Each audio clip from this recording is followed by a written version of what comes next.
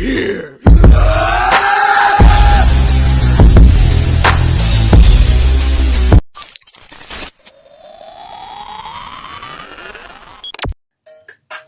Oh, you people.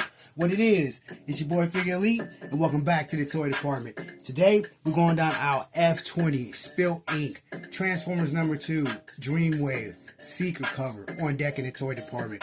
So, yo, with this one, it was kind of a no-brainer, me being a big Transformers fan. This cover just blew my mind. Like, when I first got it, and this is we taking all the way back to like 2002, okay? And when I first got it, and it's not creased, believe me, it's not creased. I know I take a little bit of pride in not creasing, even though I do know the story behind the cover. You know, it's just, I don't crease my comics for the covers that I truly enjoy. And this is one that I truly enjoy. Seeing Starscream, Thundercracker, Skywarp, you know what I'm saying, like the 3 OG original Seekers, and then to spot Ramjet off in the background, you know, just to get the Cone Seekers, you know, thrown in the mix. You know, that's just dope. It just goes all the way back to childhood when Transformers, well, they're still a thing for me. But it just brings back that time. And this artwork, it's not that, it's not simple.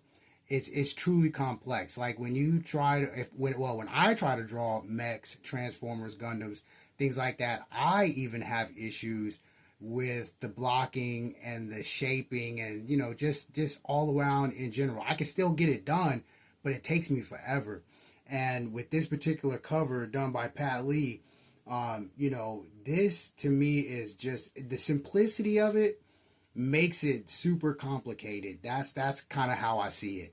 You know, with everything that's going on, you know, with the lining, you know, the light coming off of the metallic, the metal, you know, and the way that the light is coming in and the shading that's where it's supposed to be. You know, that's what I mean. It's complex. But the simplicity of it makes it so complex because they're, you know, drawing Gundams and big robots in general.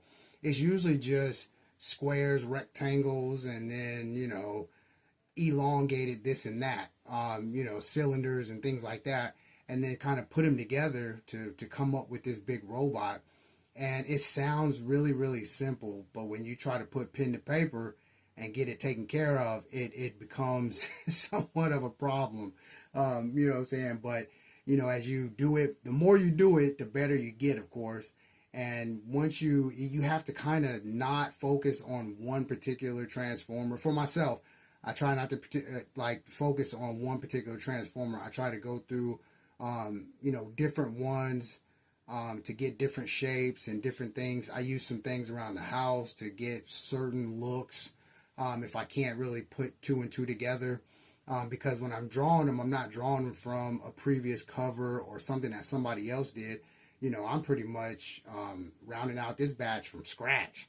You know what I'm saying? So I know the hard work that is put into it, and I give Pat Lee like all his props, regardless of, you know, what is known about him, the controversy behind Dreamwave and all that good stuff. Regardless of all that, that don't take away from the fact that my man, when he puts the pencil to the paper, you know, he kills it. He's a lead assassin for real.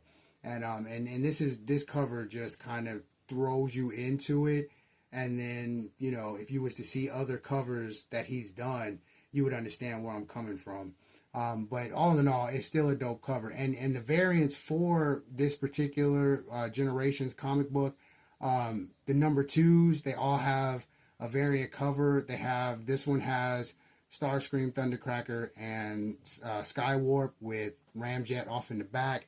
Then they have the one with the cone heads, and it's got, you know, 2 of them, and then they got 2 covers for the Autobots, and then Thrust shows up in one of the, and man, I'm telling you, like, if you haven't seen the covers for these bad boys, you know, just check them out. You don't have to buy them or anything. Just Google the image, and you can see what I'm talking about as far as, because not just the foreground, but the background also. There's work put into it. So all in all, again, it's a dope cover. All credit, all props go to Pat Lee. I dug the whole Dreamwave thing, even though it's not a thing anymore. I most definitely dug it. Even the IDW hookups, which I'll get into when I get to that. But for this to be this particular cover with the OG Seekers on the front, I kind of wish, Skywarp was kind of more close. Him being my favorite Seeker. You know what I'm saying? But, it is what it is. And to see all three of them again on the cover, it just brings back, that nostalgia, to the kid and the childhood and just loving Transformers in general, especially, at my age. Transformers are the bulk of my collection. Transformer comics are the bulk of my comic collection. And Transformers are the bulk of my t-shirt collection too. So just a big fan, and to see the OG Seekers again is just what it is. So, you people, I'm not going to hold you. You know how we do it. Always stay in God's grace. And into the next run, hey, yo, honey, no change. Peace.